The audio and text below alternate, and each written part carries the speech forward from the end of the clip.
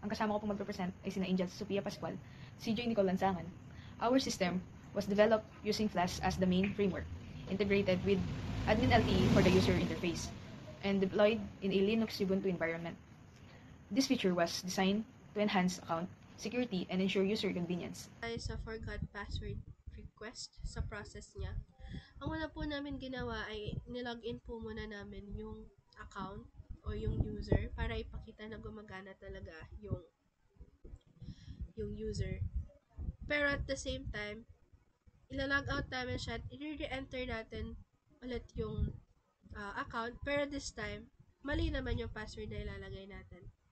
And on the login page, yung user, pwede niya i-click yung forgot password if nakalimutan niya yung credentials niya.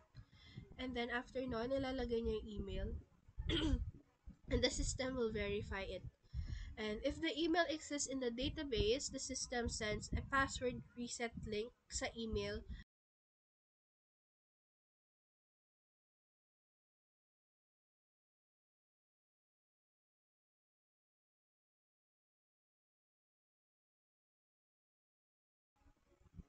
And then, yung user, makaka-receive siya ng email title, password reset request. Tapos, meron siyang kasamang link for resetting the password. So, dito po sa reset password page, once the user clicks the link, it redirects to the reset password page. Here, the user inputs a new password and confirms it.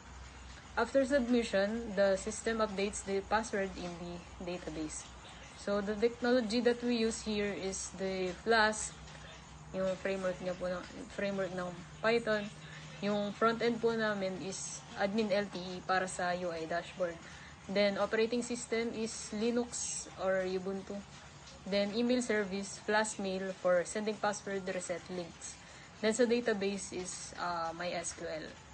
So, purpose po ng reset password na ito is this feature enhances system security and provides user-friendly password recovery, ensuring that only authorized users can reset their passwords through a verified email link.